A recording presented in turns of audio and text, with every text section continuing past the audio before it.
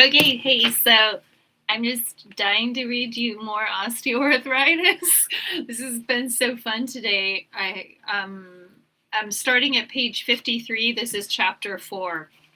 This is by Peter Bales. Excess inflammation is a setup for disease in the joints. Causes of increased inflammation in the body. Poor diet is a major cause of increased inflammation in the body. Other causes of increased inflammation include injury, stress, infection, exposure to environmental toxins and allergens, sedentary lifestyle, increased waist size as a result of abdominal fat, elevated levels of the inflammatory protein homocysteine, and dysfunction of the mitochondria within the cells. Homocysteine is produced in the body, and those who eat a diet low in essential B complex vitamins, it tends to accumulate in the bloodstream. Elevated homocysteine has a number of detrimental effects. It has been shown to inhibit the proper production and function of collagen, which is the important protein that forms the backbone of our joints. Homocysteine also participates in chemical reactions that lead to damage in blood vessel walls, which predispose to the development of atherosclerosis and heart disease. It also has been shown to be associated with increased fractures due to osteoporosis in the elderly. Whoa, hold up a minute. Wow. So if you have this excess homocysteine, okay. Increased homocysteine signals increased inflammation in the body. But as discussed earlier, there are a number of things we can do to keep our inflammation levels in our bodies at an optimum level. It is important to remember that not all inflammation is bad. The body fights infections by mounting an inflammatory response, and increased inflammation in the body acts as a warning system to alert us when we are injured or when our organs are not functioning properly. The inflammatory response, with its production of inflammatory chemicals, pain, warmth, and swelling, is what is experienced when there is an injury or infection in the body. The inflammatory response is needed to heal the body. When pain is experienced somewhere in the body, it is the result of inflammation being present there. When one feels pain, one is alerted that there is something wrong in some part of the body. By developing inflammation at the site of injury, the body is able to recruit red blood cells, clotting factors, growth factors, chemicals that rebuild injured tissue, and nutrients that are used to heal and rebuild the injured area. The problem occurs when we develop excess inflammation, which acts to damage our organs. This is when we are at risk of developing a chronic degenerative disease such as osteoarthritis.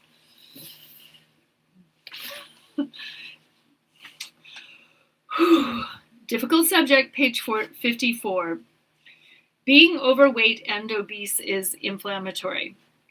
When an individual becomes obese, as defined by having a body mass index, BMI, of greater than 30, then inflammation starts to rise in the body. BMI is defined as one's weight in pounds multiplied by 703, then divided by height squared in inches. For instance, if you weigh 180 pounds and are 6 feet tall, you multiply 180 times 703 and then divide the product by 72 inches squared. Your answer is 126,540 over 5184 for a BMI of 24. Within normal limits, 25 or less is considered normal. A BMI above 30 characterizes obesity, which is associated with increased risk of developing heart disease, high blood pressure, diabetes, and osteoarthritis. Studies have shown that inflammatory blood chemicals such as IL-6 are increased in obese people compared to people of normal weight. Furthermore,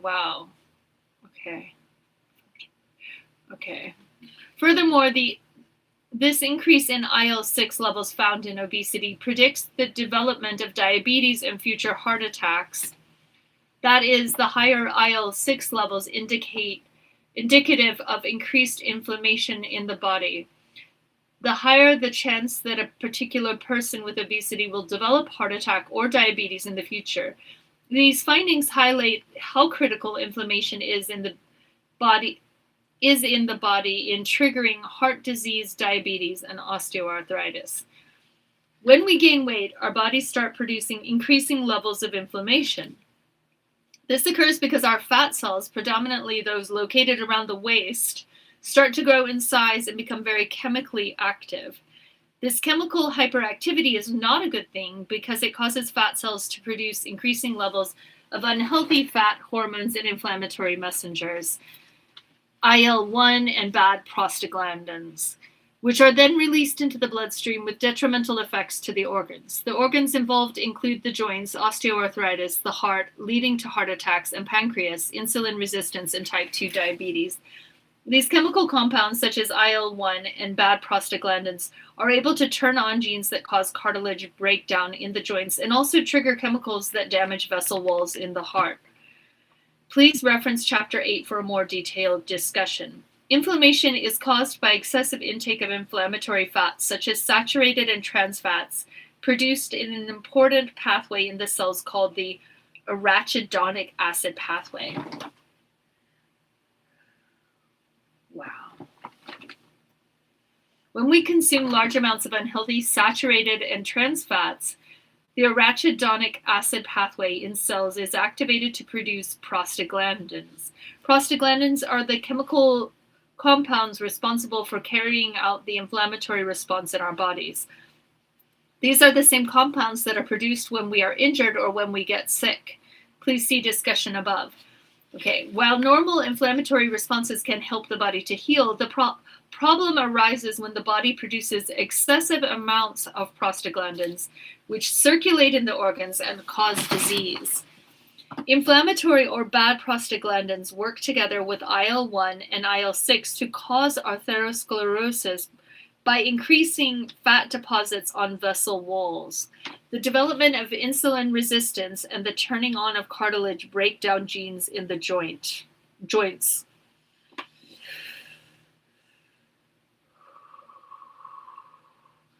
The increased state of inflammation caused by being overweight and having a poor diet is not accompanied by the warning signs that accompany an injury. This is because the inflammation that occurs after an injury is accompanied by pain, swelling, or bleeding. The chronic inflammation produced by obesity, insulin resistance, and consuming an unhealthy diet is more of a lower level inflammation that is unaccompanied by pain or swelling. It is thus most of the time hidden from our awareness. Because it is chronic, though, it has a cumulative effect, causing poor blood flow and organ breakdown. This is a big problem because without those warning signs, we are unaware that we have increased inflammation that can damage our organs or even kill us. People with increased inflammation have a higher risk of developing a heart attack, for instance. Until the moment the heart vessel becomes blocked and we experience the pain of the actual heart attack, we do not have a clue that our body is inflamed to dangerous levels. Inflammation in this case is hidden or silent, just as high blood pressure is silent. Most of the time, we cannot feel we have dangerous levels of high blood pressure, and this is why it has been called the silent killer. The same is true of the inflammation that develops in our bodies and threatens our health. Inflammatory prostaglandins, which are the major cause of increased inflammation, can be decreased by eating high omega-3 fat diet, avoiding excessive amounts of saturated animal fat found in red meat, and keeping your blood sugar level low. Inflammation can also be decreased by eating a diet high in nuts and vegetables and lowering the intake of whole milk, peanuts, caffeine, and excessive alcohol. Nuts are a good source of healthy fats, omega-3s, and monounsaturated fats, vitamin E, and protein.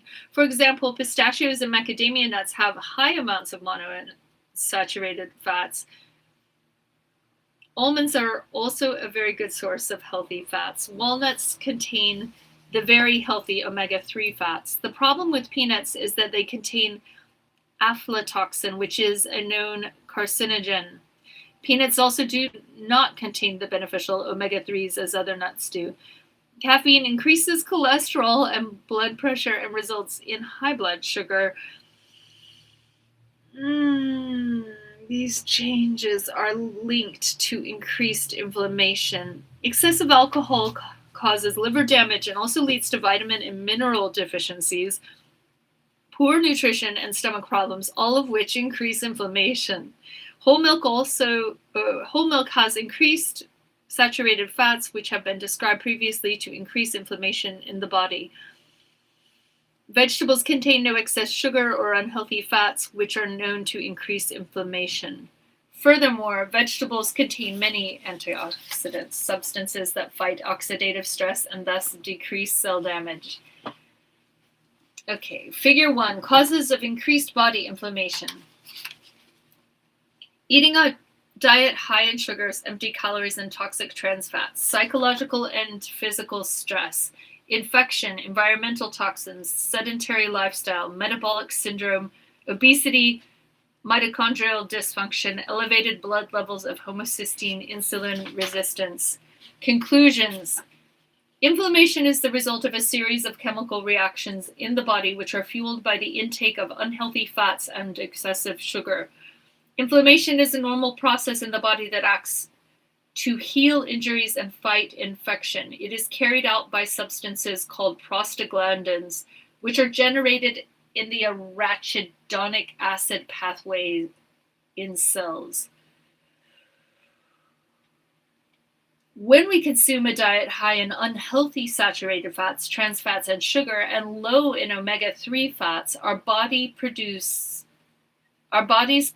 excessive inflammation, which is internal and goes on undetected.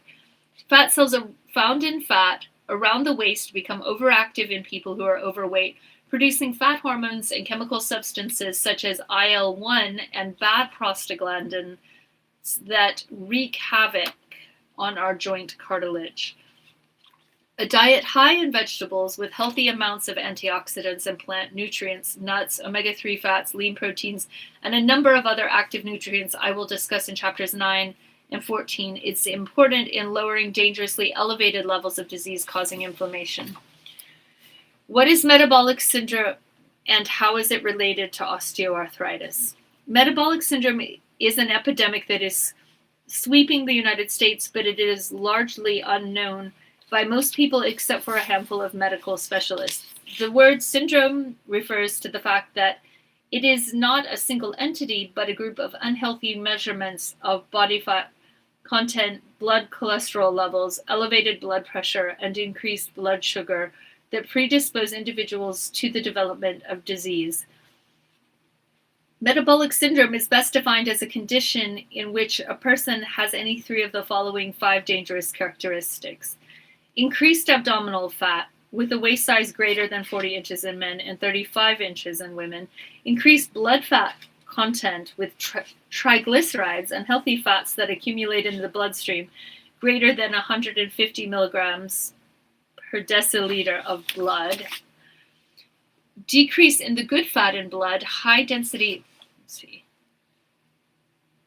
increased abdominal fat, blood fat with triglycerides greater, Decrease in the good fat in blood, high density lipoprotein, HDL, to less than 40 milligrams over deciliter in men and less than 50 milligrams per deciliter in women. Decrease in the good fat in blood.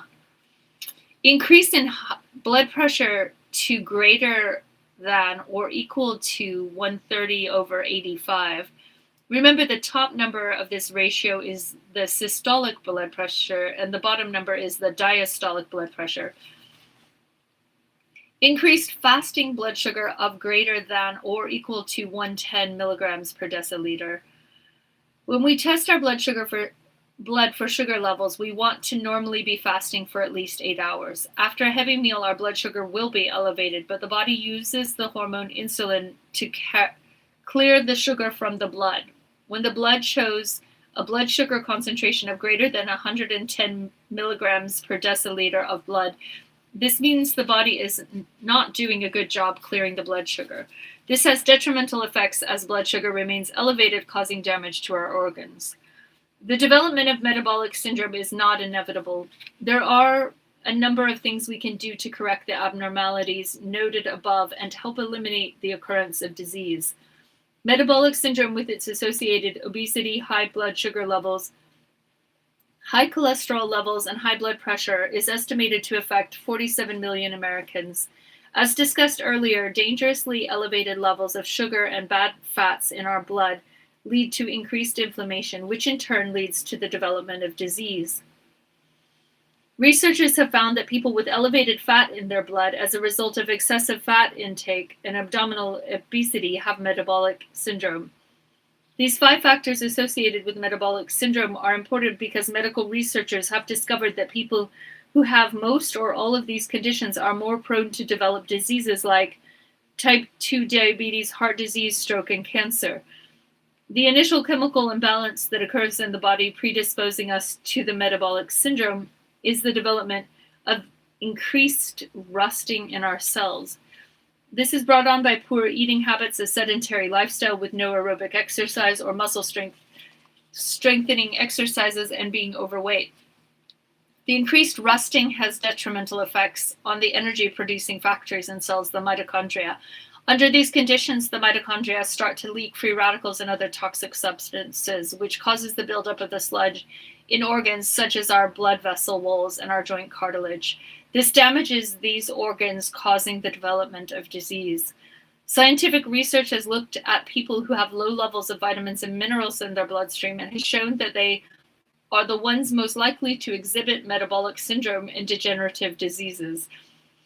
These people also have increased inflammation in their bodies and are predisposed to hardening of the arteries, arteriosclerosis, which causes stroke and heart disease.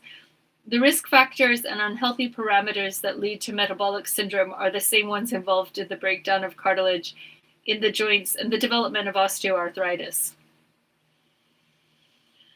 Articular cartilage refers to the cartilage found in your joints. This is the cartilage that becomes damaged and eventually destroyed in osteoarthritis. People with metabolic syndrome are at increased risk of developing articular cartilage damage. Many osteoarthritic patients encountered in medical practice currently can be diagnosed as having metabolic syndrome. The mechanisms involved in this cartilage destruction will be detailed in chapters 7, 8, 10, and 11. Conclusions. Metabolic syndrome is a major risk factor leading to the development of articular cartilage damage and the near epidemic rates of osteoarthritis in the United States today. Controlling the development of metabolic syndrome should be central to any dietary and medical treatment intervention for osteoarthritis.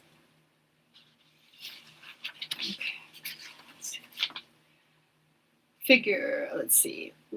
We must have diagnostic criteria for metabolic syndrome. Figure 5.1.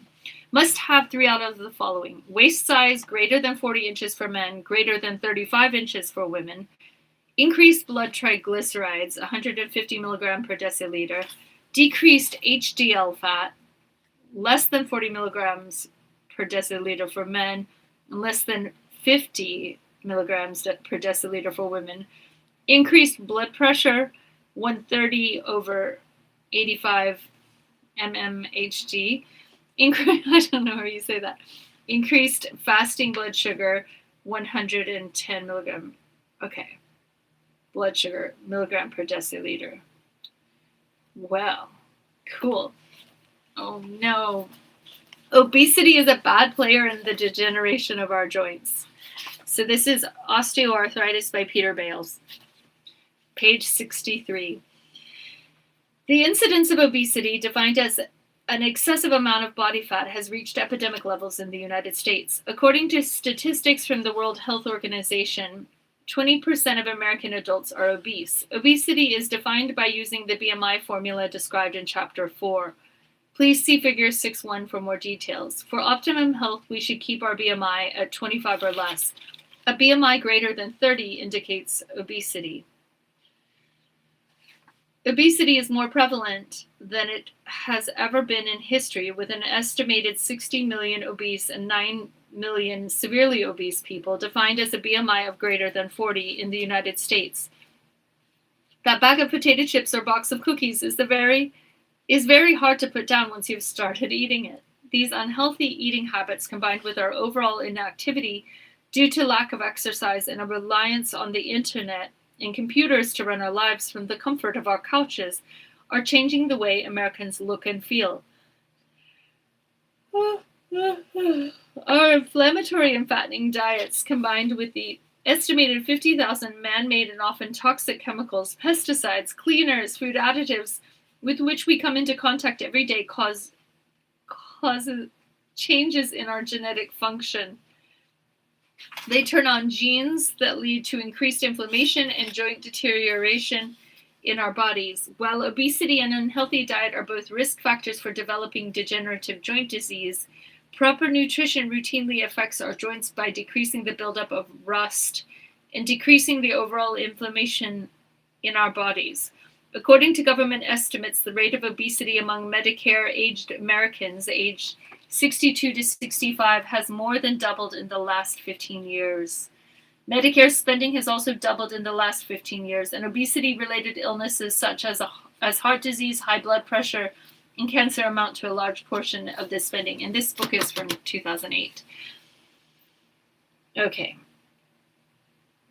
the BMI formula is weight in kilograms divided by height times height, or weight in pounds times, oh, I see, kilograms, it's easier, height times height in meters, or weight times 703 divided by height times height in inches.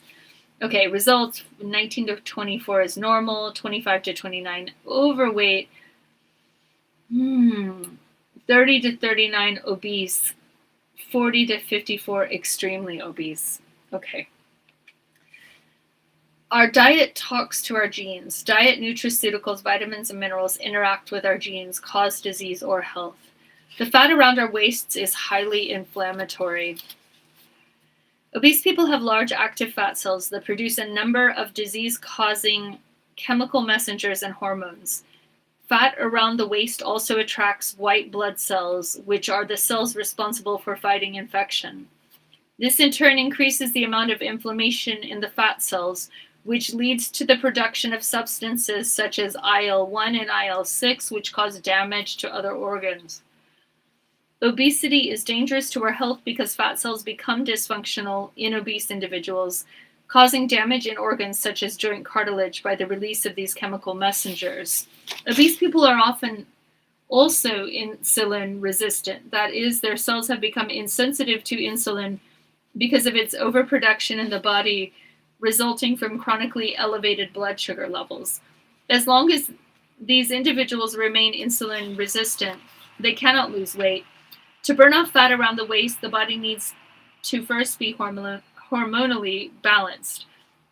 If hormonal imbalance exists, then the body is not able to burn fat and clear sugar from the bloodstream. This causes the fat to accumulate around our bellies and the sugar to accumulate excessively in the blood. Wow. The body must be sensitive to the action of insulin. This can be accomplished by avoiding those carbohydrates that are rapidly converted to sugar when eaten. These bad carbs are also known as high glycemic index carbohydrates or fast carbohydrates and include pastas, white breads, and sugary sodas. Fat cells produce inflammatory hormones. When fat cells around the waist become enlarged, so does the waist. These fat cells are chemically very active, but not in a good way. They are responsible for producing inflammatory factors such as the inflammatory cytokines, TNF-alpha, and IL-6. They also produce an important class of fat hormones called adipocytokines, including leptin and adiponectin, which will be described in greater detail in Chapter 10. New research has shown that these play an important role in the cartilage damage that occurs in osteoarthritis. While these hormones are properly balanced in the fat cells of people of normal weight, in obese individuals they are out of balance, leading to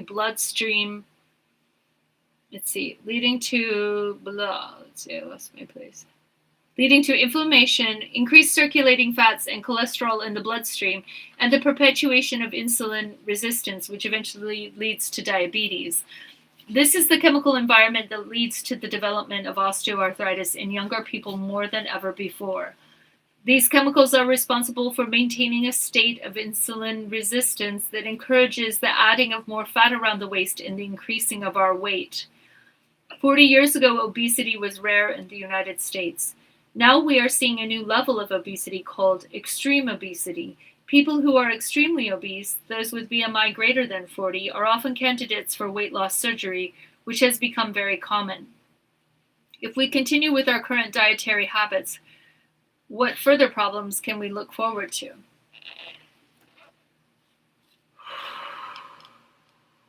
Why are trans fats so harmful to our bodies? Trans fats are toxic man-made fats that have been used in the last few decades to make many foods. These trans fats are vegetable oils that have been manufactured by the food industry in a chemical process known as hydrogenation. Vegetable oils are liquid, but by adding hydrogen to their structure, they become solid at room temperature. The reason this is done is to extend the shelf life of the foods to which they are added. An example of this is Crisco, which we all know that we can keep in our cupboards indefinitely. Trans fats are also popular because they are cheap to manufacture and they taste good. Examples of foods in which they are found include cookies, crackers, cakes, potato chips, some cereals, and baked goods. Trans fats are not natural substances. This causes a problem when they are eaten, because the body does not recognize them as normal foods and cannot use them as energy or eliminate them from the body. They thus accumulate and cause harmful effects. They tend to accumulate on vessel walls, causing them to become hard and atherosclerotic. This leads to the development of heart disease. They also accumulate on the cell membranes, which are the outer coverings of cells in the body, and make these membranes stiff and unable to function properly. The cell membrane is critical in transmitting signals to the DNA of the cells as hormones and other chemicals come into contact with the cell. These trans fats coating the cell membrane prevent normal signals from getting through, resulting in disease. High trans fat diets have been linked to many diseases such as cancer, obesity, diabetes. Trans fats also elevate the level of bad LDL fats in the blood and lower good HDL fats. High trans fat diets further increase inflammation in the body. Omega-6 fats are necessary to the body's proper function. They cannot be manufactured in the body and are thus ingested in the food we eat. Omega-3 fats are also necessary to the body and must be obtained through the food we eat. These fats are essential to the proper functioning of organs and cell membranes. The problem arises in Western diets, which are high in omega-6 fats obtained through eating red meats and cooking with oils such as sunflower and corn oil, and not high enough in omega-3 fats, which are found in flaxseed and cold water fish such as salmon, sardines, and mackerel. This dangerously unbalanced omega-6 to omega-3 ratio results in heart disease, arthritis, and cancer.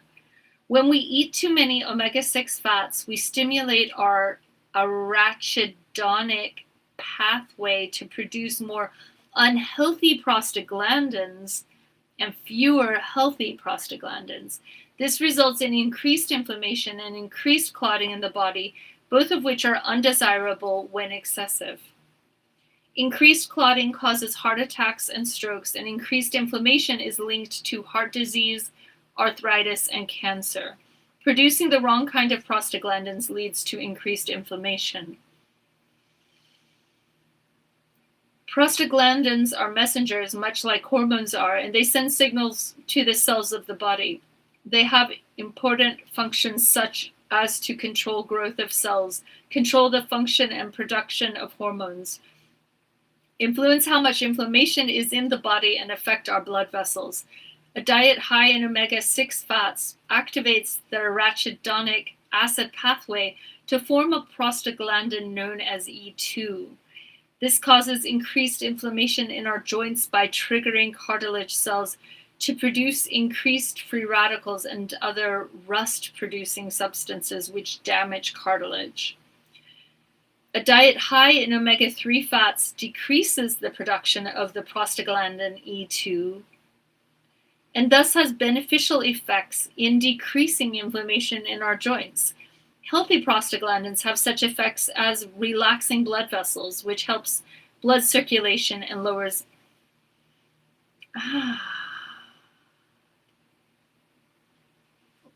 which helps blood circulation and lowers blood pressure and have healthful effects on our immune system.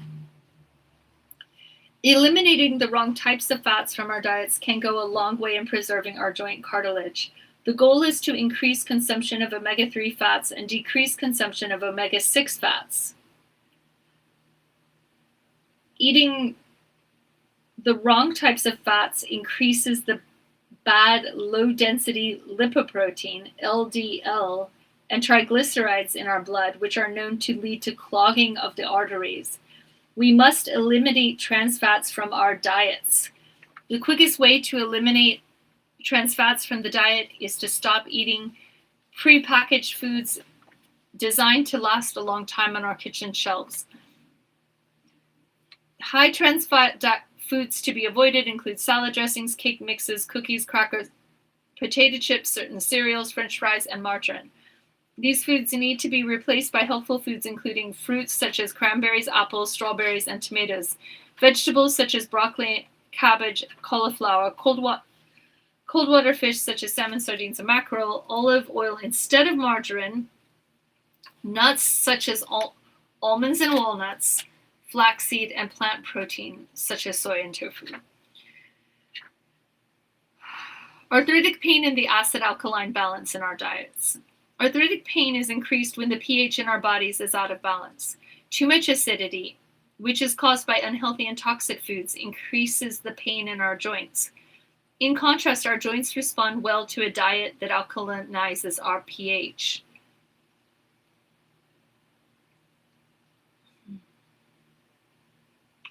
An alkaline-producing diet is one that is rich in omega-3 fats, vitamin C, vitamin E, flaxseed oil, and B-complex vitamins, and high in plant antioxidants and plant proteins such as soy. Impure foods loaded with preservatives, colorings, and trans fats cause the accumulation of acidic wastes in our body, which are then deposited in the joints. As you recall, our joints are poorly supplied by blood and lymphatic flow, and therefore have trouble clearing toxins that build up in them. They are thus prime targets for ongoing degeneration caused by free radical buildup triggered by unhealthy foods and toxins. Overeating is also inflammatory in that it increases the production of free radicals. Our joints are damaged by increasing inflammation, increased acidity, and increased rusting produced by free radicals, all of which are caused by excessively eating the wrong types of food. Conclusions. Obesity causes an inflammatory state in the body that leads to the development. Okay. And rusting's in quotation marks. It's like a metaphor. Obesity causes an inflammatory state in the body that leads to the development of degenerative diseases such as osteoarthritis. When we become obese, when our cells stop responding to insulin and become resistant to its messages. This causes hormonal imbalances that lead to the increased storage of fat in the waist. A diet balanced in omega-3 and omega-6 fats decreases inflammation and protects against the development of osteoarthritis. High dietary intake of trans fats and unhealthy saturated fats leads to a chemical and hormone imbalance in the body. This predisposes to the increased incidence of cancer, heart disease, type 2 diabetes, and stroke. Enlarged fat cells in obese people turn on genes that produce hormones called fat hormones or adipocytokines. These play an important role in the destruction of cartilage and osteoarthritis. Obesity poses a grave public health hazard and needs to be addressed urgently in order to combat the declining health status of our nation and increased incidence of osteoarthritis. Well, okay. Oh, I want to read this one too. I have to admit I'm tired and hungry. Okay, so let's just browse. The role of mitochondria in osteoarthritis. Okay, when we eat a healthy diet high in polyunsaturated fats and omega-3 fats, the membrane walls become lighter and the outside signals are better able to penetrate it. These lighter membranes are also more permeable to the uptake of important nutrients. Oh my gosh, I've been eating walnuts today. Yeah, go omega-3. Woo! Okay. When the mitochondrial free radicals and the mitochondrial oxidative stress, we must support,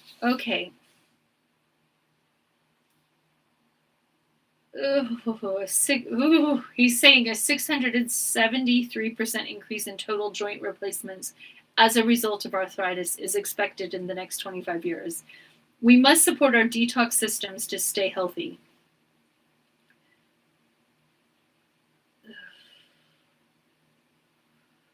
Okay.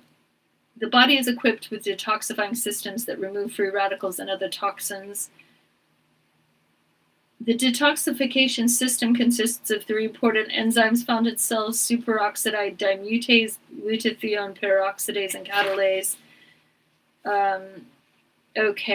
Vitamins and supplements that support the mitochondria: acetylcysteine, N-acetylcysteine, NAC, B complex vitamins, thiamine, all the Bs, acetyl L-carnitine, alpha lipoic acid, coenzyme Q10, vitamin C, glutathione, obesity and oxidative stress, increased body inflammation causes. Conclusions. So then the next chapter, inflammation and osteoarthritis, a 5-alarm fire in our joints. Our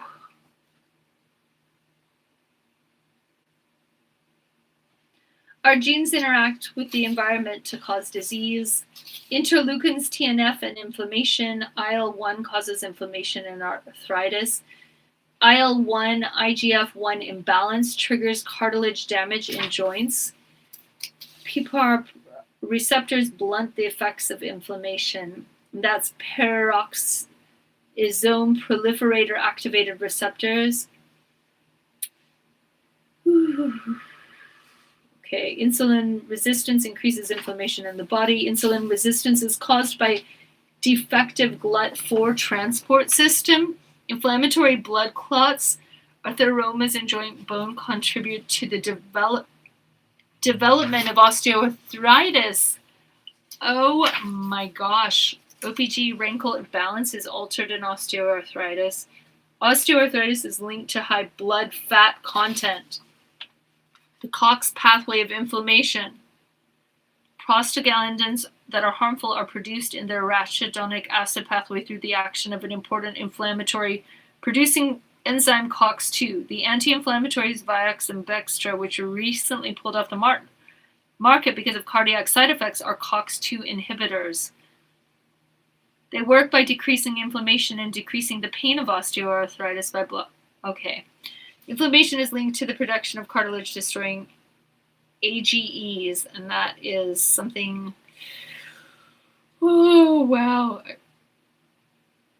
end products, something glycogenated end products. Leukotriene and other inflammatory prostaglandins, anti-inflammatory drugs, the evidence of detrimental effects on joint cartilage. This is such good stuff. Okay. Here we go. Researchers in Sweden have shown that non-steroidal anti-inflammatory drugs, and specifically the newer COX-2 inhibitors, have detrimental effects on cartilage, bone, and tendon repair. Non-steroidals have also been shown to block the normal protein synthesis needed to maintain muscle mass. COX-2 inhibitors block prostaglandin synthesis, and because prostaglandins are essential for proper bone healing after fracture, this has the effect of slowing the healing of fractures. Okay, this is so upsetting. Drugs can have a positive effect by blocking one pathway, COX, while also having negative effects by increasing the activity of another pathway, LOX. This is an example of the dual nature of drugs. While drugs can have benefits, they can have unwanted side effects. Okay. Arachidonic acid pathway and prostaglandins. Prostaglandins, the fat compounds produced in the arachidonic acid pathway, play an important role. Inflammatory cytokines, beneficial effects on diet on inflammation. Good nutrition. Okay, Mediterranean diet. Woohoo! New nutritional research in osteoarthritis. Omega-3s, the good fats that quench the fire of inflammation. Woo! Woo! Go omega-3s. Yay. And unhealthy diets cause hormonal imbalance. Fat is an important hormone-producing organ. The organs in our body that produce hormones are called endocrine organs.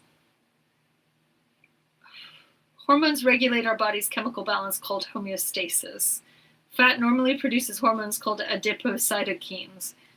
Two important adipocytokines are leptin and adiponectin. These fat-derived cytokine hormones control fat and sugar metabolism in the body. Inflamed fat found in joints.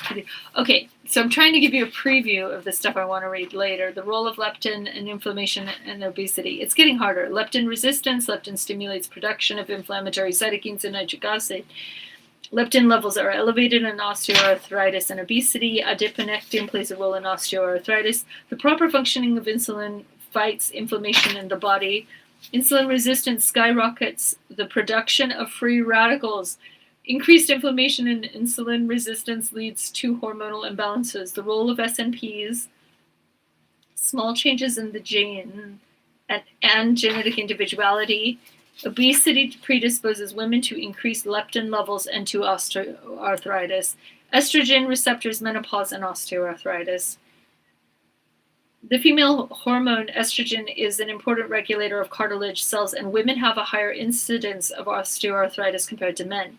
Cartilage cells have estrogen receptors on their surfaces, and female cartilage cells, more than male cartilage cells, when stimulated by estrogen, increase the production of cartilage repair enzymes and components of the cartilage framework. Estrogen has other beneficial effects on the body by stimulating the burning of fats, activating the anti-inflammatory message relay station, PPAR delta, and preventing the formation of fat. Menopause results in decreased levels of estrogen, which can be detrimental to joint cartilage. Okay. Sweet toxins that destroy our joints. Okay, this is back to this glycogenated end product. Okay, sugar-coated proteins and osteoarthritis. Okay, glycated collagen results in weaker joints. Cooking at high temperatures causes the formation of AGEs. I've been knowing about this for a while.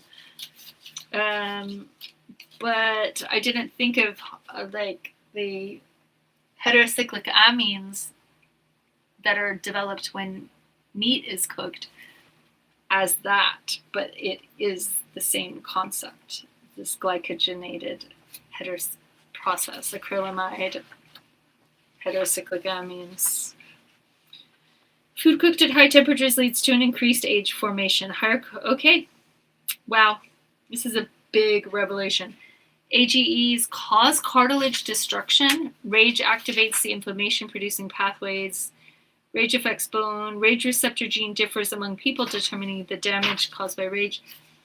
Why it's not a good idea to treat osteoarthritis with drugs.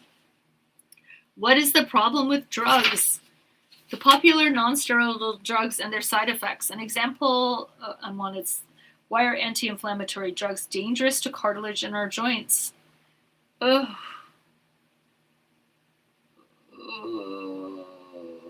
Depletion of the important cartilage subunits is a major reason non-steroidals can be toxic to the already damaged joint cartilage found in patients with osteoarthritis. So for like 2 weeks, I basically detoxed off of like Advil and diclofenac. I just like lay in bed like, what the hell is this osteoarthritis? But you know what? My body telling me enough with the toxic numbing stuff. They're like beyond the mental component of being aware of my own pain. There is something my joints want they want to heal. So this book, okay, that's page 129. All right, I'm going to go. Okay, we got to read the whole rest of the book. So where we're stuck at 71. oxidative stress, and then it just gets really good about 128. And so I hope I can read some more to you soon.